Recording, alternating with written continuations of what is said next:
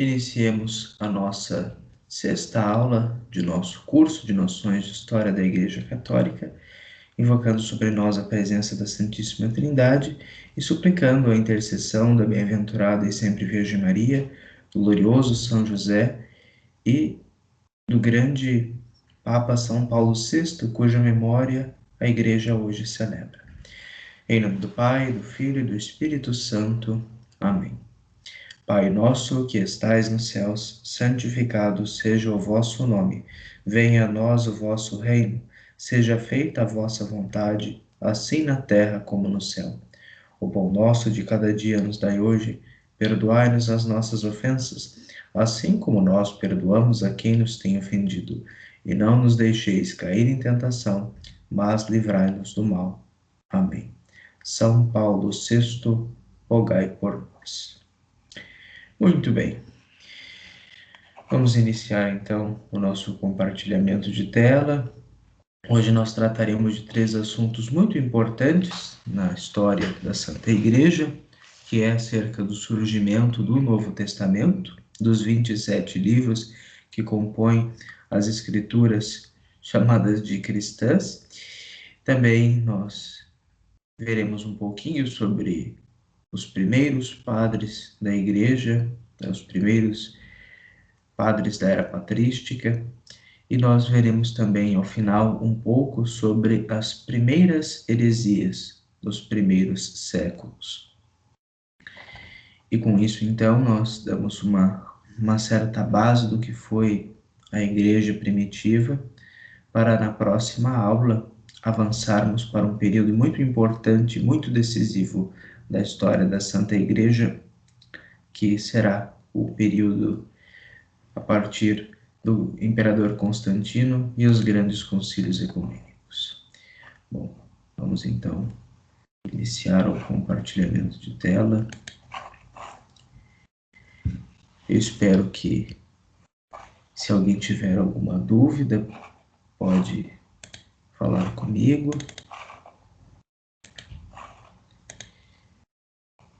Sobre o conteúdo, sobre as aulas passadas. Eu espero que tenha ficado claro a questão da destruição do templo, do Flávio Joséfo, do Concílio de Jerusalém, enfim, das grandes perseguições.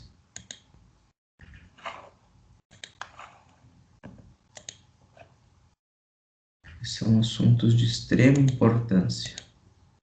E com mais eixos que nós veremos nesta aula também, aí nós teremos uma boa noção daquilo que foi a Igreja primitiva. Espero que todos estejam conseguindo acompanhar. Bom.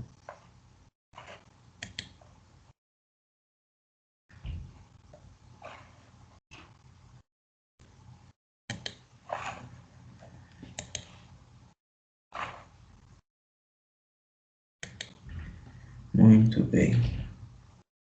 Agora sim. Agora sim. Aqui.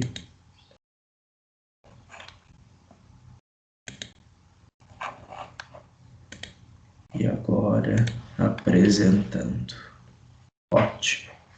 Bom, então, aula 6.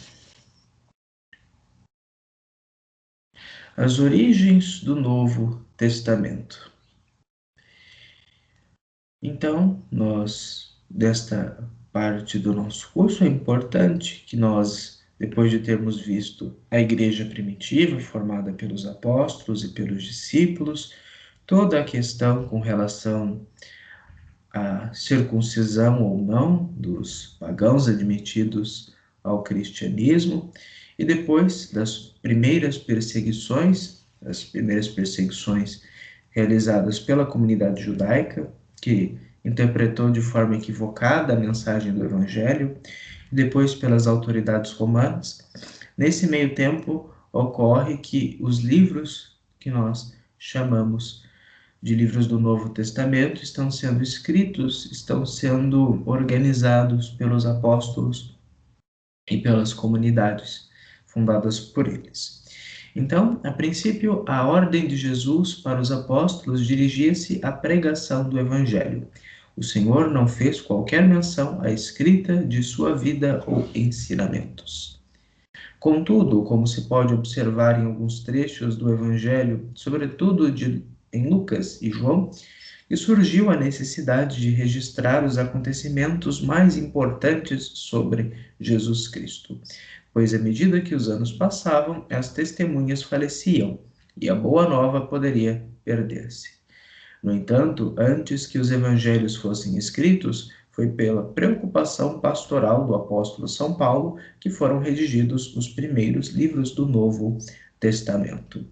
Então, quando nosso Senhor Jesus Cristo, após a sua ressurreição e sua aparição aos apóstolos, ele, como está principalmente em São Mateus, que nós vemos isso de uma forma bem clara, e em São Lucas também, depois em Marcos, nós observamos que Jesus os enviou. Então, está lá em São Mateus, né? E pregai o evangelho a toda criatura, né?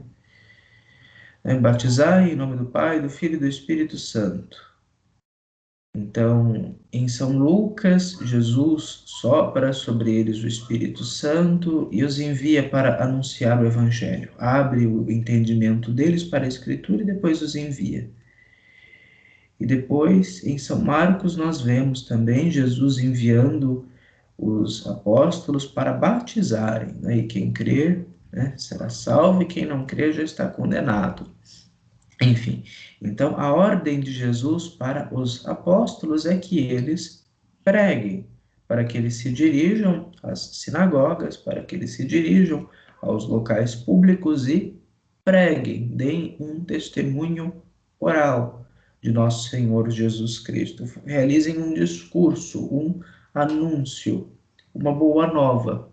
Então, o Senhor não pediu para que eles compusessem uma narrativa como são os santos evangelhos, nem as cartas, nem mesmo qualquer outro escrito, porque ele mesmo não escreveu, ele mesmo não quis deixar os seus ensinamentos por escrito. Mas nós percebemos que a partir do tempo vai surgindo a necessidade de se escrever. Nós vimos no comecinho de São Lucas, em que ele se dirige a Teófilo, e depois nós vemos no final do Evangelho de São João, em que ele se dirige aos seus interlocutores, explicando o porquê daquilo que escreveu. Nós vemos que depois de alguns anos, melhor, algumas décadas depois da ressurreição de Jesus, surgiu a necessidade de registrar tudo aquilo que havia acontecido. Quem foi Jesus, a sua mensagem, os seus feitos, a sua origem, entre aspas, o seu fim, porque as testemunhas oculares, aqueles que viram Jesus, aqueles que o ouviram, aqueles que conviveram com ele, aqueles que receberam os ensinamentos dele, eles estavam morrendo, quer pelo martírio, quer pela idade. Essas testemunhas estavam morrendo e provavelmente no próximo século já não haveria mais nenhuma testemunha direta de Jesus. E a mensagem do Evangelho poderia se perder em interpretações ou em distorção a partir dos discursos. Então, dizem que quem conta um conto aumenta um ponto, então havia esse risco de que o Evangelho, de que a mensagem de nosso Senhor Jesus Cristo fosse distorcida ao longo dos anos. Imagine em 2000 anos como estaria a nossa compreensão do Evangelho se não houvesse um testemunho escrito dele. Então, pensando nessa necessidade, é que os apóstolos e os discípulos e também algumas comunidades se esforçaram em pôr por escrito alguns acontecimentos, alguns fatos mais importantes sobre nosso Senhor Jesus Cristo, tendo a consciência de que o Evangelho, os Santos Evangelhos, não são uma biografia de nosso Senhor Jesus Cristo, e que as cartas não têm o objetivo de nos contar detalhadamente o andar de uma certa comunidade ou daquela época especificamente, mas de resolver um problema, uma questão pastoral, uma questão doutrinária que estava incomodando uma comunidade ou as comunidades em geral. Então, nós temos que, a partir dos anos 50, ou seja, pouco mais de 20 anos da paixão e da ressurreição do Senhor Jesus Cristo e da origem da Santa Igreja, nós temos então o surgimento de alguns livros que vão posteriormente serem chamados de Novo Testamento.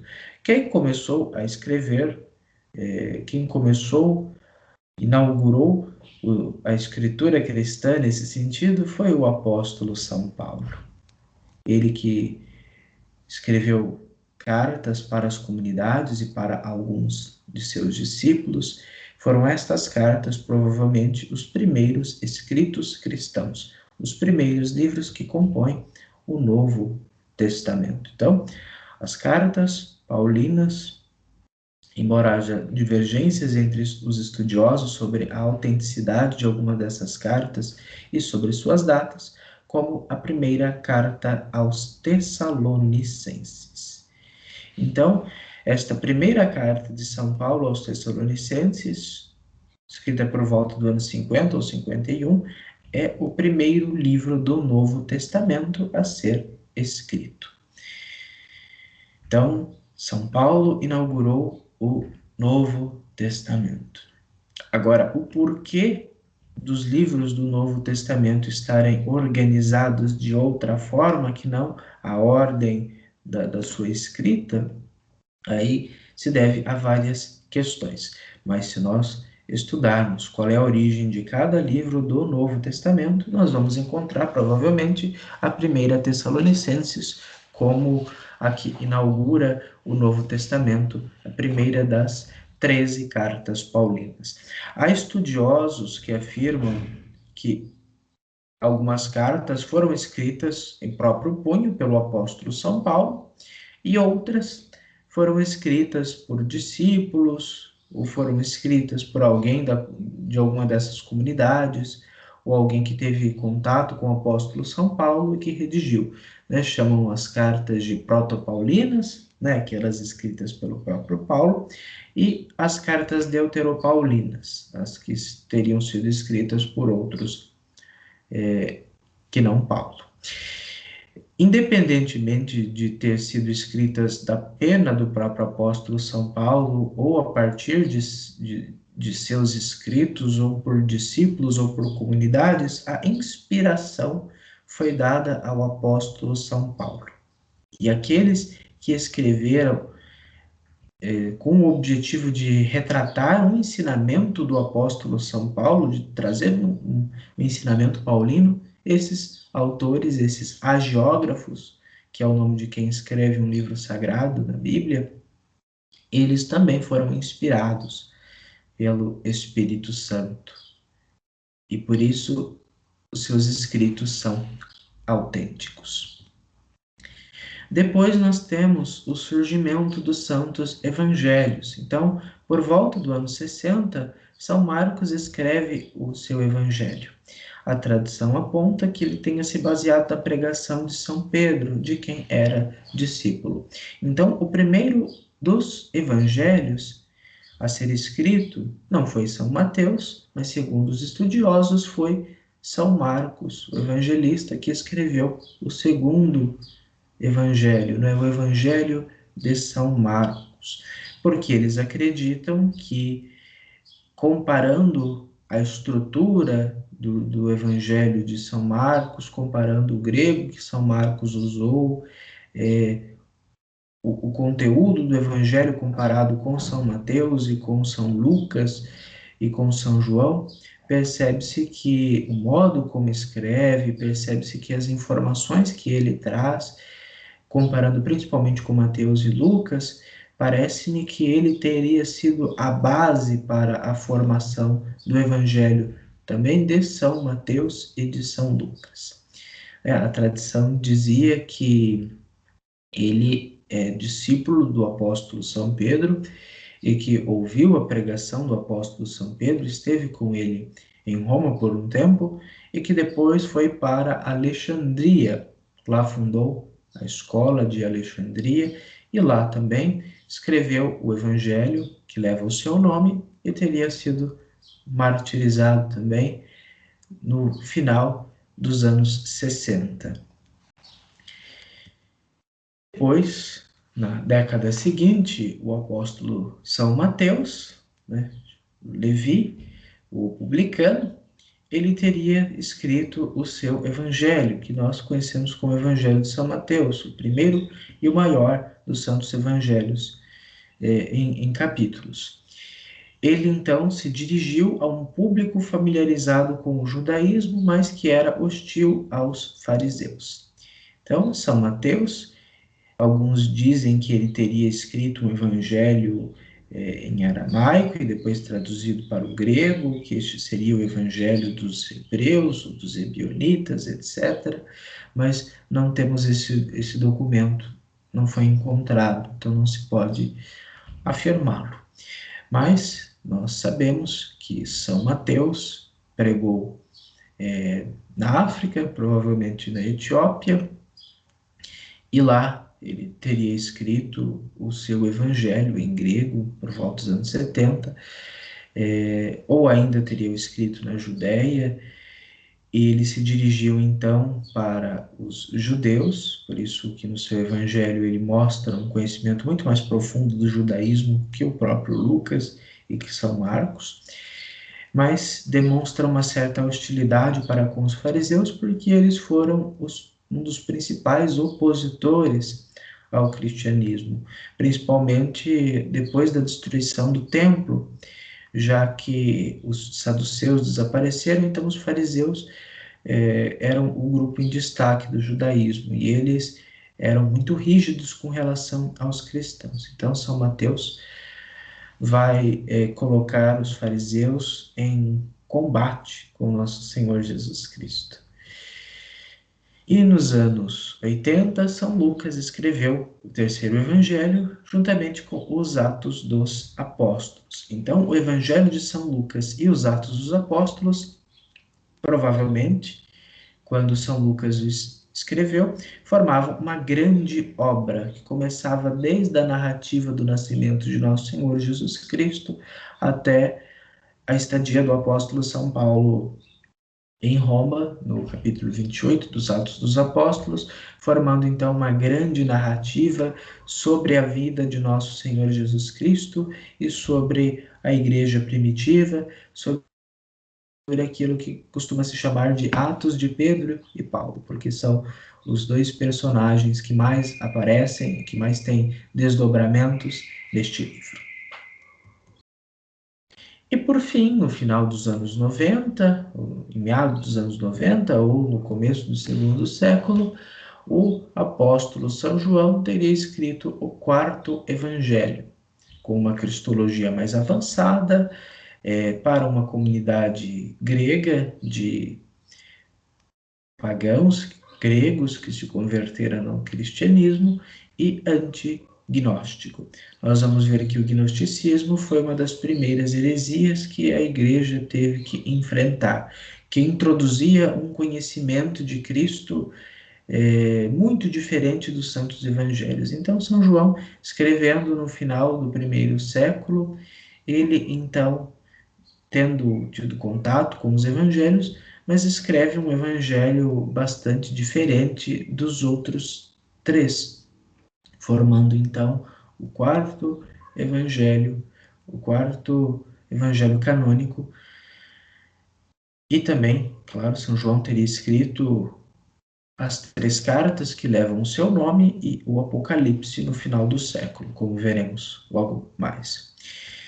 O importante de nós entendermos é que os quatro evangelhos formam como um único evangelho de nosso Senhor Jesus Cristo. Então, nós enxergamos aparentemente certas contradições, certos dados que não batem, mas eles formam um único evangelho. Depois nós temos, neste meio tempo, as epístolas católicas surgindo, né? Quais são as epístolas católicas?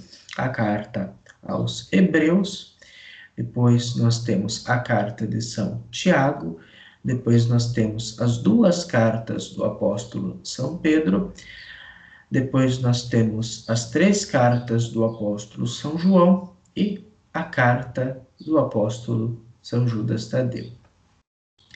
E por fim, o último escrito do Novo Testamento teria sido o Apocalipse de São João, que ele escreveu durante o exílio em Patmos, por causa da perseguição do imperador Domiciano, que foi a segunda grande perseguição. Lá pelos anos de 94 e 97, o imperador Domiciano, ele então perseguiu os cristãos de todo o Império Romano.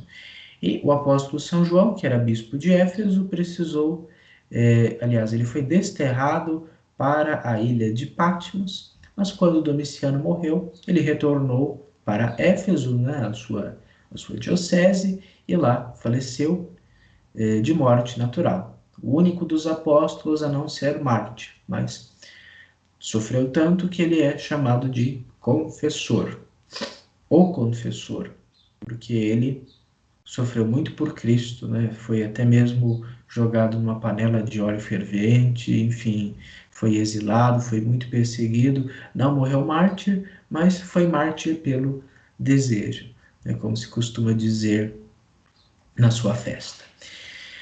Há alguns escritores, alguns estudiosos que acreditam que, na verdade, teria sido a segunda carta de São Pedro ou outro escrito, que seria o último do Novo Testamento, e que teria sido escrito lá por volta do ano 120, e talvez o Evangelho de São João e as cartas no ano 115, mas esses são alguns estudos.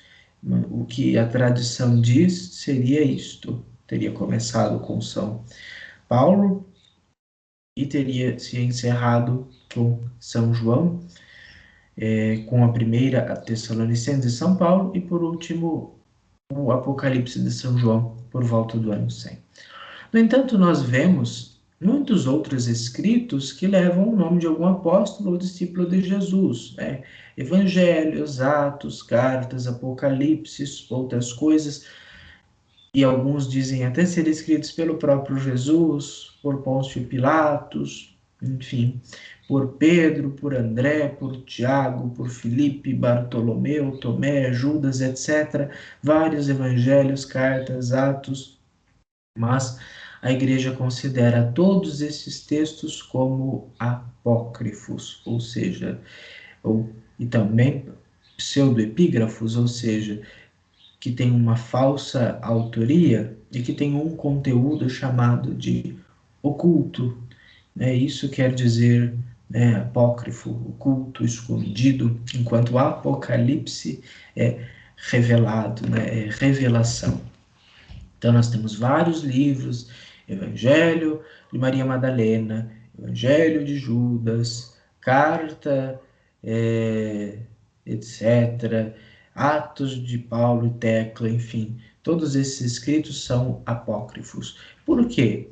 Porque a sua origem é posterior ao dos apóstolos e suas comunidades. A sua doutrina contém erros, são aceitos por pequenas comunidades e contém informações vagas ou absurdas, né?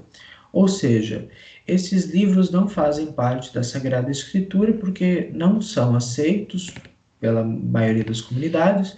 Nós vemos que eles foram escritos depois e que contêm erros que contrastam com os chamados livros canônicos, ou seja, os 27 livros que fazem parte do Novo Testamento. Esta observação é importante. Alguns acusam a Igreja Católica de ter adulterado a Bíblia, mas foi a Igreja que ajudou na elaboração e composição das Sagradas Escrituras. Os livros do Novo Testamento surgiram na Igreja, foram recebidos e lidos pelas comunidades primitivas e posteriormente declarados como parte do cânon bíblico, como livros inspirados. Então, meus queridos irmãos e irmãs, é muito Fica muito claro para nós quando nós estudamos sobre a formação do Novo Testamento, do cânon bíblico, dos livros inspirados, que houve um processo pelo qual a Sagrada Escritura foi sendo formada, especificamente no caso do Novo Testamento, e que este processo se deu a partir de comunidades eclesiais, a partir da autoridade dos santos padres da Igreja, a partir de um consenso entre os principais teólogos, entre os principais bispos, presbíteros, leigos e lideranças dos primeiros séculos. Então, quando nós estudamos a fundo a formação da Sagrada Escritura, vemos que ela foi formada na Igreja. Se nós cremos que os apóstolos foram os primeiros líderes da Santa Igreja e que eles, ou pelo menos suas comunidades, foram os escritores destes 27 livros, nós cremos então na origem apostólica da Bíblia, na origem eclesiológica da Bíblia. A Sagrada Escritura surge da Sagrada Tradição. As duas formam uma única e mesma palavra de Deus, como diz a Constituição Dogmática Dei Verbum do Vaticano II. Então, a Bíblia surgiu a partir da Igreja. Então, é na Igreja que esses livros foram escritos, é a Igreja que leu estes livros, é a Igreja, nas suas comunidades, né, que recebeu esses livros como inspirados, como vindos dos apóstolos, como contendo os ensinamentos de Cristo, direta ou indiretamente, e foi a Igreja que séculos depois da data em que esses livros foram escritos, é que colocou esses livros como inspirados, que estabeleceu o cânon, ou seja, a medida, que estabeleceu a lista desses livros inspirados. Tudo isso é um processo que ocorreu a partir e dentro da Igreja Católica.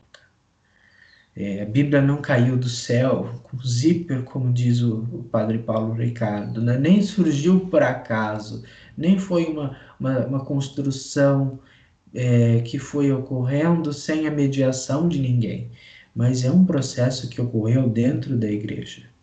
Por isso, a Igreja Católica não adulterou a Bíblia. A Igreja Católica escreveu a Bíblia, especialmente o Novo Testamento, e foi a Igreja que discerniu quais livros antigos deveriam ser considerados como inspirados por Deus no Antigo Testamento.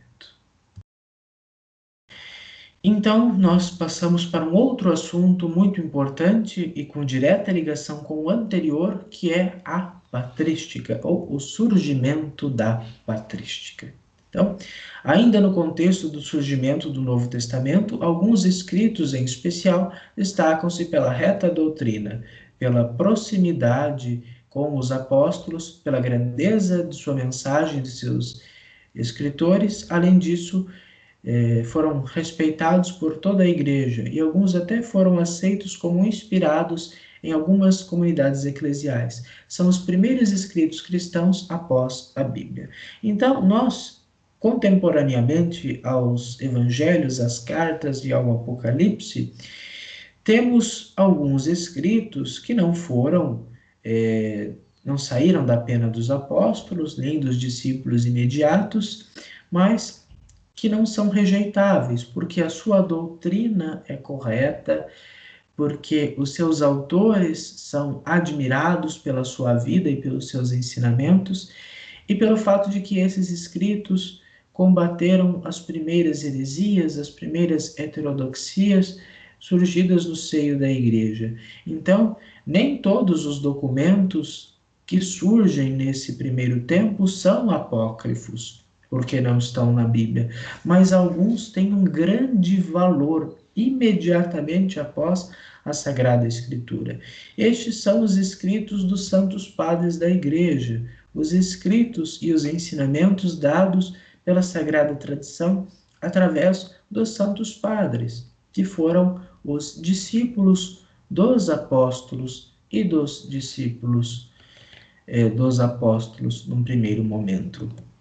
Então, esta é a patrística, a era patrística, que durou do século I até o século VII no Oriente e VIII no Ocidente.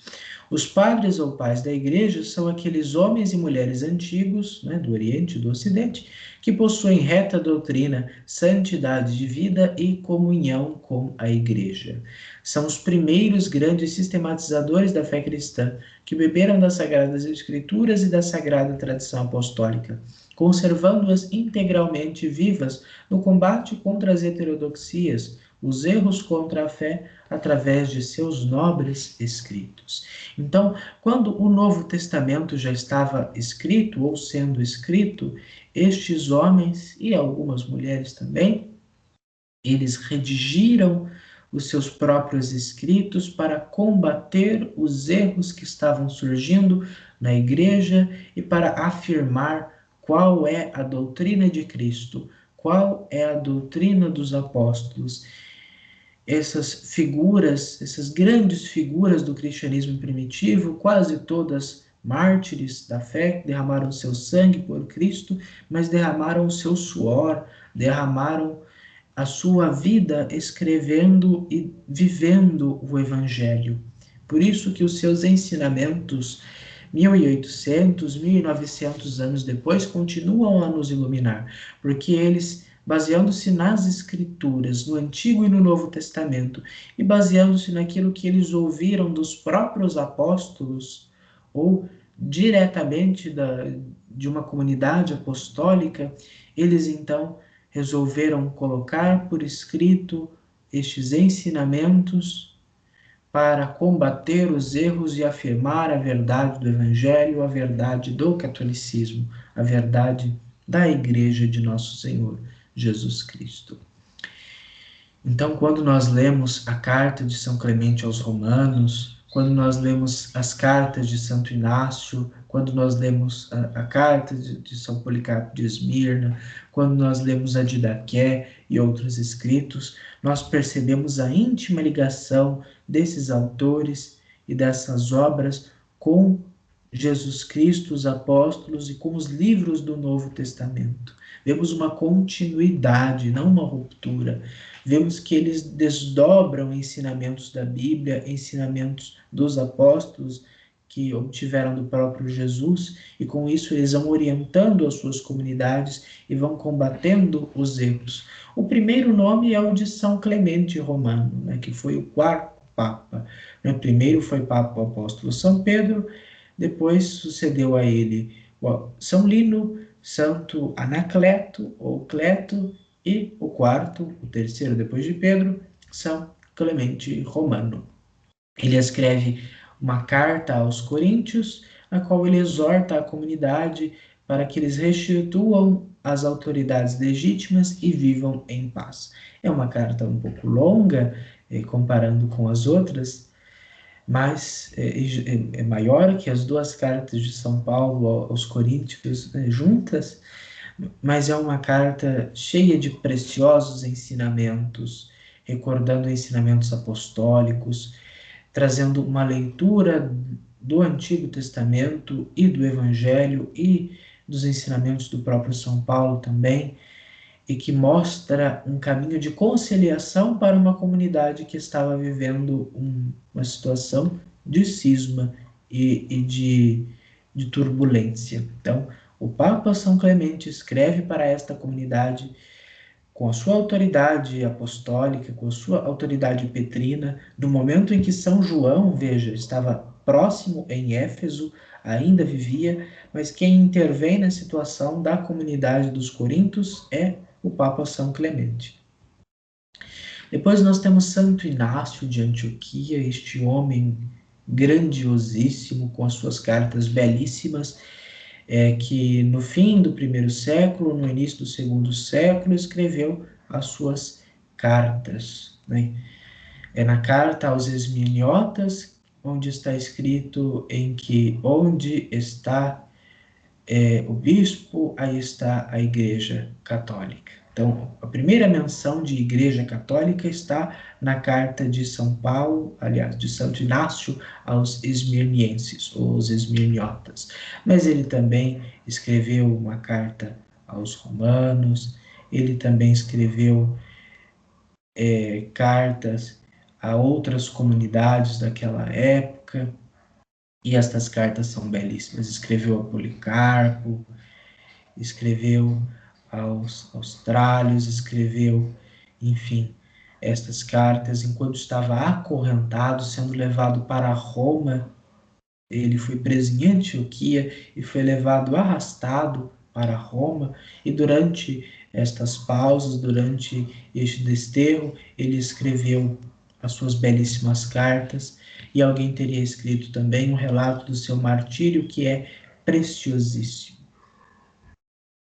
Depois temos São Policarpo de Esmirna, que foi discípulo de São João e que escreveu uma carta aos Filipenses. E também temos as atas do seu martírio. São Policarpo de Esmirna é um dos grandes nomes. Ele que conviveu com São João e que também conviveu com Santo Inácio de Antioquia, era bispo jovem quando Inácio o escreveu, e que com 86 anos ele deu seu testemunho de Cristo, martírio, né, sendo queimado vivo.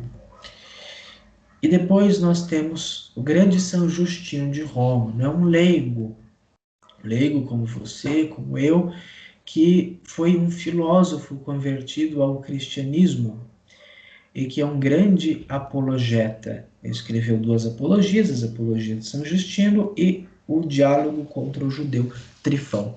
Então, São Justino é o primeiro filósofo da igreja, o primeiro neoplatonista, enfim, que foi convertido ao cristianismo e que com isso procurou escrever argumentando que o cristianismo é a verdadeira religião, respondendo aos insultos dos pagãos e também dos judeus contra o cristianismo. Ele morreu mártir em Roma no ano 165, um grande escritor. Ele que vai dar um dos primeiros relatos também da liturgia primitiva em Roma no seu tempo. Depois nós temos São Pápias, que foi bispo de Hierápolis, que também foi discípulo de São João e um dos primeiros comentadores do Novo Testamento. Mas infelizmente só restam poucos fragmentos dos escritos de São Pápias. Mas mesmo assim, foi um grande apologeta, um grande exegeta, um dos grandes nomes dos Santos Padres. Depois nós temos alguns chamados de padres apologistas, padres apologetas, porque eles se dedicaram a refutar as objeções dos pagãos, dos judeus, dos críticos, dos filósofos e até dos imperadores, as objeções, as críticas, as calúnias, as ofensas, as perseguições que eles faziam contra o cristianismo. Então nós temos o grande Aristides de Atenas, Santo Aristides, que teria escrito uma apologia ao imperador Adriano ou ao imperador Antonino. Temos o Teófilo de Antioquia, que escreveu os chamados 3 livros a Autólico, também uma apologia a um amigo seu chamado Autólico. E Tassiano, discípulo de São Justino, escreveu uma obra que eu tenho aqui, chamada de Diatessarão. Então, eu não sei se vocês estão vendo, mas se não, depois eu mostro para vocês o Diatessarão. Esse Diatessarão é uma junção cronológica dos 4 evangelhos. Então, ele uniu os evangelhos de São Mateus, São Marcos, São Lucas e São João e formou um único evangelho. Foi uma obra muito respeitada. Depois nós temos o Tertuliano de Cartago. Ele é chamado de o primeiro teólogo latino. Ele tem uma frase dele muito bonita, que ele diz que o sangue dos mártires é a semente de novos cristãos. Então, nós que vimos as grandes perseguições e os mártires, ele definiu que os mártires, o sangue deles são como sementes de novos cristãos. Então, quando se mata um mártir, pode ter certeza que vão surgir muitos outros cristãos arrastados pelo testemunho dos mártires.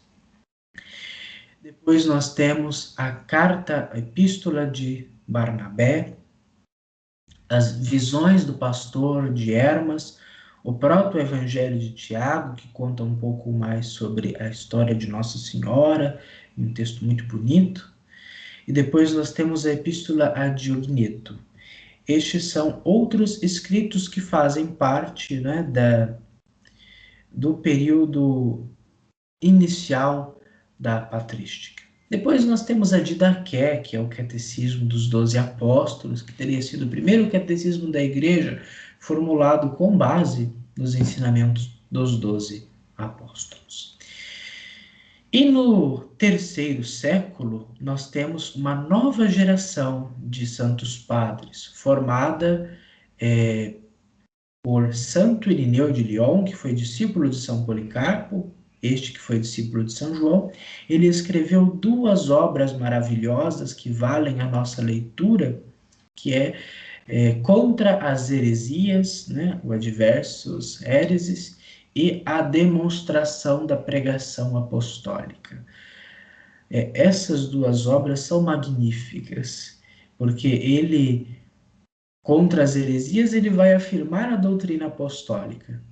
Ele vai explicar a origem de cada uma das heresias do tempo dele, principalmente o gnosticismo, e vai refutar essa doutrina com base nos apóstolos, com base na tradição até então.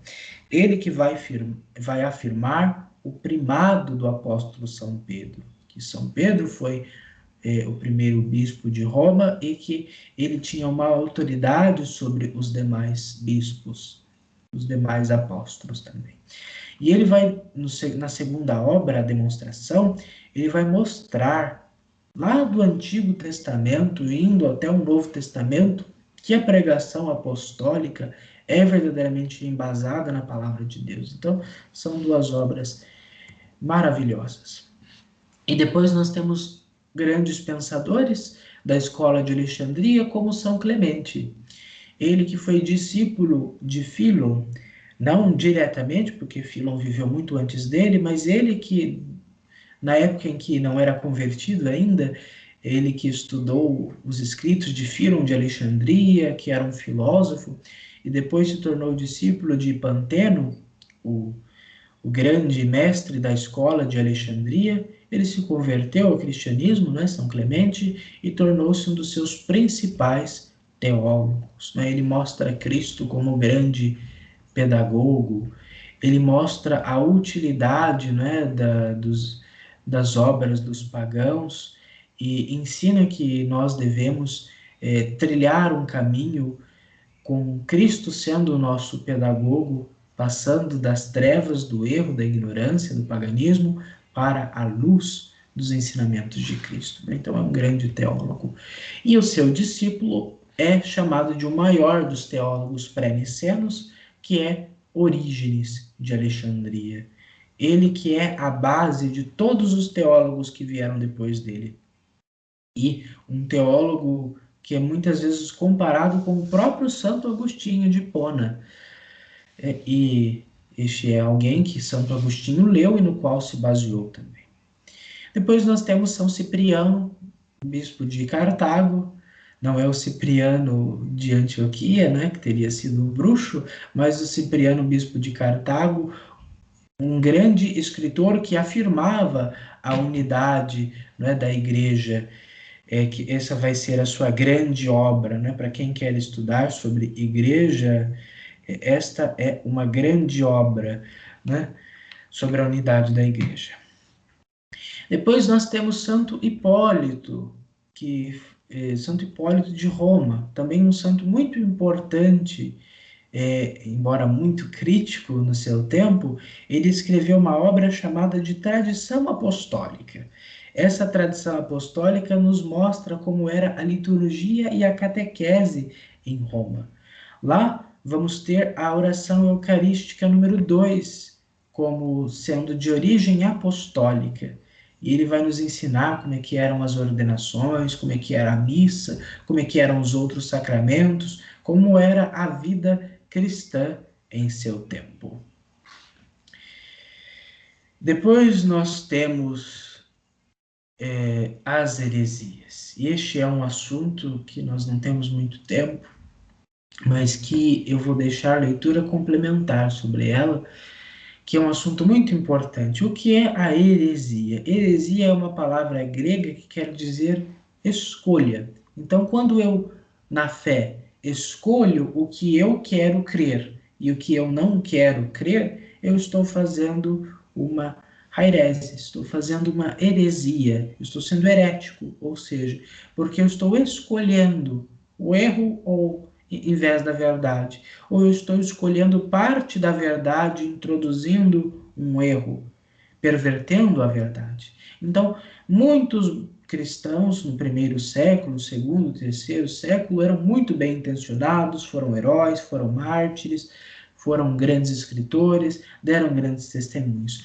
Mas outros deram um testemunho péssimo, porque baseado na sua interpretação do evangelho, da sua visão de Cristo, eles criaram as suas doutrinas, criaram as suas heresias que contrastavam com os ensinamentos dos evangelhos e dos apóstolos. Então ensinavam coisas além, coisas que entravam em contradição e que, como eu anotei aqui, representavam um perigo para a fé.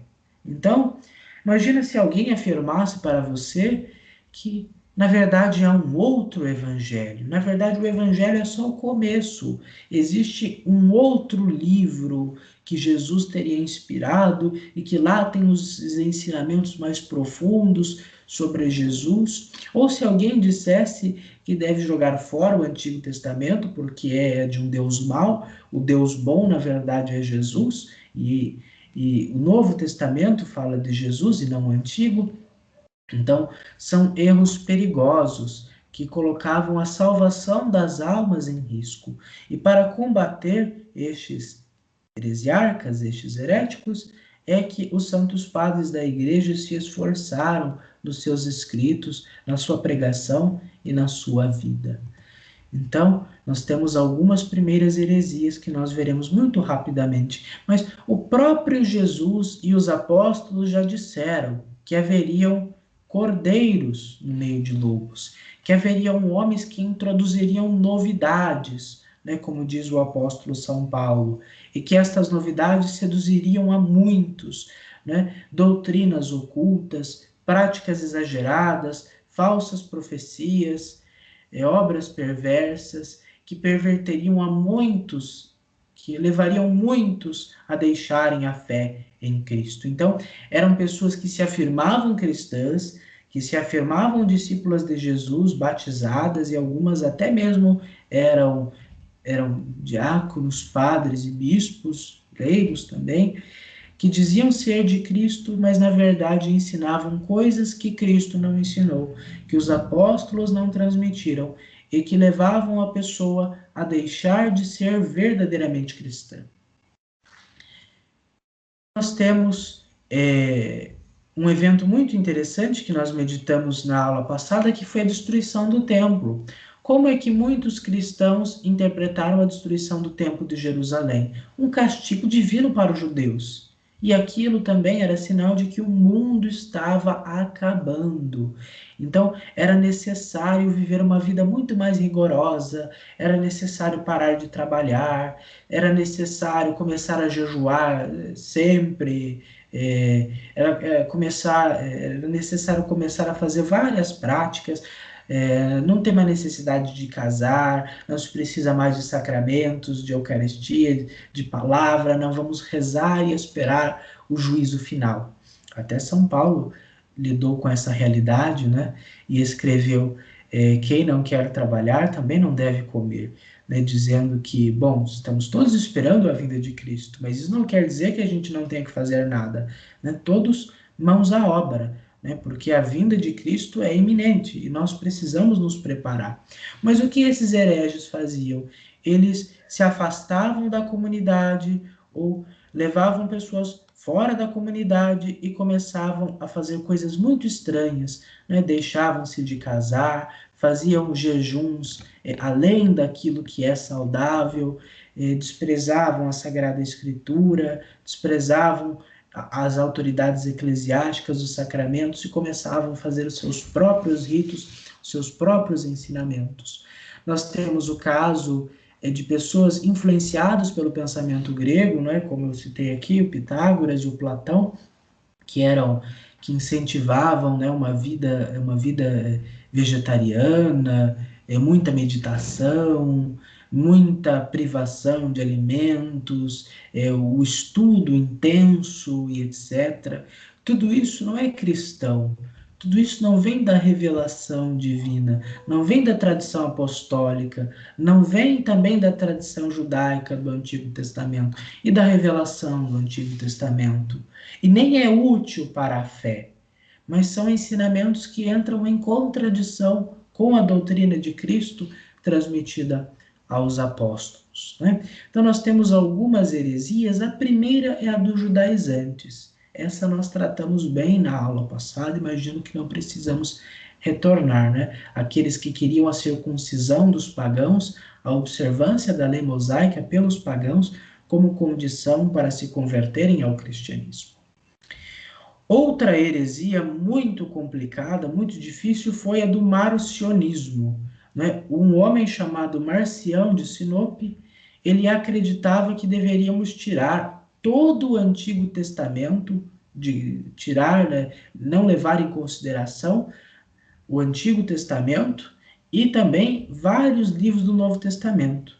Para ele, bastava o Evangelho de São Lucas e algumas cartas de São Paulo. Por quê? Porque ele tinha na visão dele que existiam dois deuses. Um Deus mau, que era o Deus Pai, esse era o Deus do Antigo Testamento, e um Deus bom, que é Jesus Cristo. Este Jesus Cristo estava contido, estava ensinado apenas em São Lucas e algumas cartas de São Paulo. Então, um absurdo. Uma heresia de tirar livros da Bíblia já é bem antiga no cristianismo e ela vai voltar muito depois na história da igreja. Então não se pode mutilar a Sagrada Escritura, como diz a Dei Verbo. Todos os seus 73 livros são inspirados por Deus do início ao fim. Todas elas dão testemunho da revelação divina, da autocomunicação de Deus, começando com o Pai, no Antigo Testamento, aos judeus, e o Filho, com o Filho e o Espírito Santo, no Novo Testamento, para toda a humanidade. Então é impossível mutilar a Sagrada Escritura, mas ela deve ser aceita por inteiro. Depois haviam os montanistas. Esses montanistas acreditavam que estamos na era do Espírito Santo. Então, o Antigo Testamento foi a era do Pai, o Novo Testamento foi a era do Filho e agora é a era do Espírito. E esse montano dizia que ele era o próprio Espírito Santo, que o Espírito Santo agia nele e nas suas discípulas. E eles, então, ficavam jejuando, fazendo penitências esquisitas, orações rigorosas. Por quê? Porque o fim do mundo estava próximo e era necessário que eles se convertessem e que eles seguissem a montano, porque ele é o Espírito Santo, porque ele é a nova revelação, é o Novíssimo Testamento. Um absurdo. Há apenas uma revelação, que é a de Cristo, que complementa a revelação do Pai, a revelação do Antigo Testamento. Após o Novo Testamento, não há nenhuma outra revelação. Após a morte do último apóstolo, São João, acabou a revelação pública. Agora, apenas a transmissão da revelação, a partir da palavra de Deus, a partir da tradição guardada pelo magistério. Então, quem se afirma como espírito ou inspirado pelo Espírito hoje em dia e quer afirmar um novo evangelho, uma nova revelação, não dê ouvidos a ele. Como diz São Paulo, seja anátema. Né? Este era Montano, de sua heresia. Também haviam os milenaristas, ou seja, um grupo de fiéis que acreditava que o mundo ia acabar, né? Que acreditava que em 1000 anos ou no fim do século, que haveria um reino de 1000 anos que aconteceria logo mais e que este reino, após esse reino de 1000 anos, Jesus então voltaria e realizaria o juízo final. Então, eles se isolavam da comunidade, ficavam pregando o fim do mundo, fim do mundo, fim do mundo, o apocalipse, um reino de 1000 anos, que o anticristo já estava para acabar com muitos fiéis, enfim, e que Jesus já estava voltando e queria destruir este mal, um reino de 1000 anos, enfim. Então, um absurdo. Não se pode precisar cronologicamente a vinda de nosso Senhor Jesus Cristo. O que ele respondeu a São Pedro: não convém a vós saber, né, os tempos, né, os momentos em que o Pai determinou que essas coisas acontecessem. Ou seja, não cabe a vocês saberem quando eu voltarei, quando eu farei o juízo, quando eu estabelecerei o reino. O que cabe a vós serem minhas testemunhas. Ou seja, pregarem o evangelho, transmitirem os meus ensinamentos. Cabe a vocês evangelizar, não cabe a vocês ficarem pensando no fim do mundo. Devemos nos preparar, sim, para o retorno de Cristo. Mas como é que nós nos preparamos? Anunciando o evangelho, vivendo os ensinamentos de Cristo, não nos isolando, não pregando, sendo pregadores itinerantes, dizendo o fim está próximo, etc. Não, mas nos arrependendo, nos convertendo e anunciando Jesus é que nós nos preparamos para a sua vinda gloriosa. E a última heresia, a mais complicada de todas nesse primeiro momento, é a do gnosticismo, que afirmava a existência de dois deuses, um Deus mau e um Deus bom. O Deus mau criou a matéria, ou seja, tudo aquilo que é corpo é mau. E o Deus bom criou o espírito, então tudo aquilo que é alma é bom. Então, quem era este Deus mau? O Deus do Gênesis. Quem era o Deus do Gênesis na visão dos gnósticos? É o Pai. O Pai criou a matéria. A matéria é má. Então, o Pai é mau, é um Deus mau. Enquanto há um Deus bom, que é Espírito, que é o Verbo, que é Jesus, e que ele se encarnou para destruir a matéria, que é o mal, e depois, na ressurreição, ele virou apenas um espírito e deixou ensinamentos secretos que estão fora dos evangelhos, fora das cartas, e que quem quiser se salvar precisa desses ensinamentos. Então, estas heresias foram duramente combatidas pelos santos padres da igreja, né? São Clemente, São Justino, Santo Irineu, Santo Hipólito e outros. Bom, eu espero que não tenha ficado nenhuma dúvida nesse sentido. Alguém tem alguma dúvida, alguma consideração, alguma pergunta?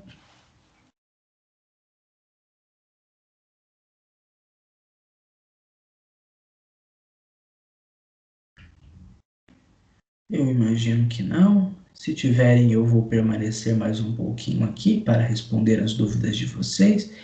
E também estou no grupo, estou disponível, né, no particular também para responder qualquer outra questão. Eu espero que não tenha atropelado muito os assuntos, principalmente os últimos, mas eu sou muito grato por termos chegado até aqui. Acho que já fizemos uma caminhada interessante. Que Deus nos ajude para nós prosseguirmos. Que Ele nos dê a graça de sermos como estes santos padres da igreja, né? Como estes homens e mulheres que não apenas escreveram bem, mas viveram bem e deram o seu sangue, deram a sua vida afirmando a verdade e combatendo o erro. Eles não tinham medo das autoridades, eles não tinham medo da, dos poderes deste mundo, eles não tinham medo de magoar as pessoas que estavam erradas, mas o compromisso deles era com Jesus, era com a igreja, era com a verdade. Que Deus nos inspire a sermos como estes homens e mulheres que guardaram os ensinamentos de Jesus e que, a partir deles, permitiram com que nós hoje, séculos depois, pudéssemos conhecer e compreender melhor a nosso Senhor Jesus Cristo. E que nos ajudem, roguem por nós, para que possamos combater as heresias do nosso tempo. Ave Maria, cheia de graça, o Senhor é convosco. Bendita sois vós entre as mulheres, e bendito é o fruto do vosso ventre, Jesus. Santa Maria, Mãe de Deus, rogai por nós, pecadores, agora e na hora de nossa morte. Amém. Obrigado a todos, fiquem todos com Deus, cuidem-se, salve Jesus, salve Maria, paz e bem, uma excelente solenidade da Santíssima Trindade e nos vemos então na próxima semana, se Deus quiser.